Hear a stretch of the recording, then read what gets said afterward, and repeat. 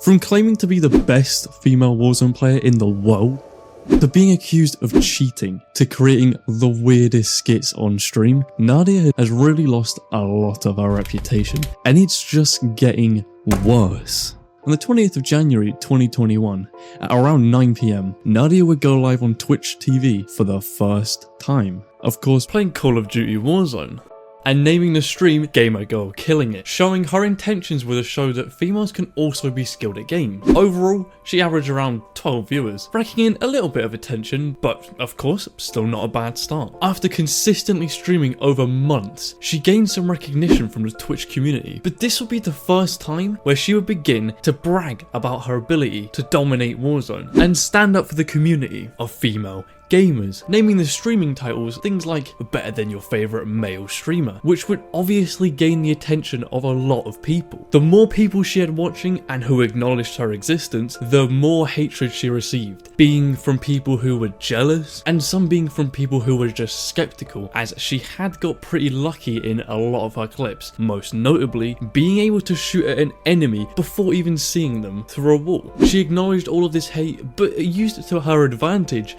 in order for her to gain even more followers and become more powerful. After this, she continued to stream and would go on to average over 100 viewers, proving she wasn't going anywhere and that she was not fazed by the backlash and was going to continue to crown herself the best Call of Duty Warzone player. As 2022 came around, this would be her most important year yet, as her growth exponentially increased. Somewhere around July, she gained approximately 112,000 Twitch followers, the bulk of that statistic being by the help of her TikTok account, reaching 500k. How did her TikTok reach that large milestone? Well, she talked over her gameplay in almost every TikTok and then would brag about how much better she was than most people who watched her and how she was the best female player ever. And then she'd promote her Twitch at the end of the TikTok, saying things like, well, if you don't believe me, come and watch, which gained a lot of attention from the gaming community, some positive, a lot being negative. While she was gaining these large amounts of followers and viewers, this would be the same time when she would properly get called out for the first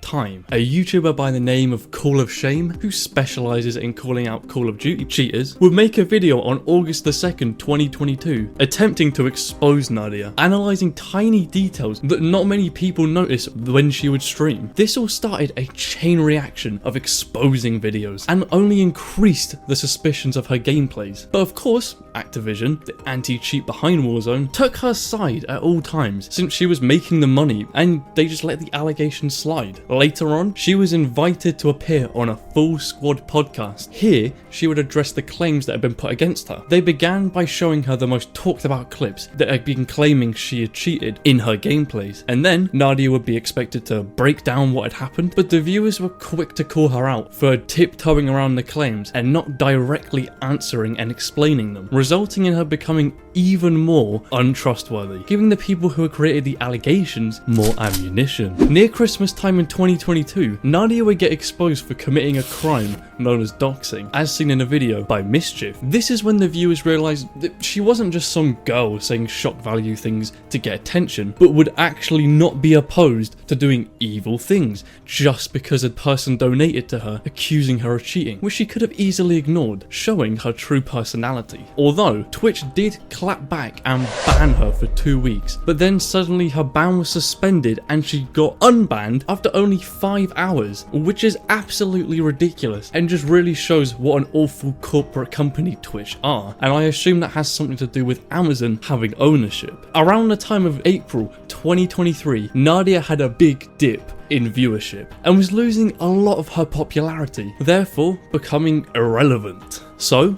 like many others on the platform, she started doing in real life content, or IRL for short, collaborating with bigger streamers such as Aiden Ross, who was also known to be a controversial but successful streamer. This was all in attempts to revive her dying career that she had built up over all of this time. But this would also be the period where she would properly lose her reputation, doing the most degenerate clickbait things just for views. On top of this, she would create an account on the platform Passes, a place where you can essentially sell pictures of yourself behind a monthly paywall. But Nadia had different plans and used it as something similar to what you'd see on a platform like OnlyFans, and consequently gained her a heap of backlash, losing some, if not all, credibility that she had, since she had now turned into every other low-life shock value streamer. To this day, it seems like she continues to stream similar things and will continue to fight for relevancy. It's interesting to see what people would do to remain famous and be in the public eye. What once was a gamer girl who enjoyed playing Warzone on stream has now become a cheating, lying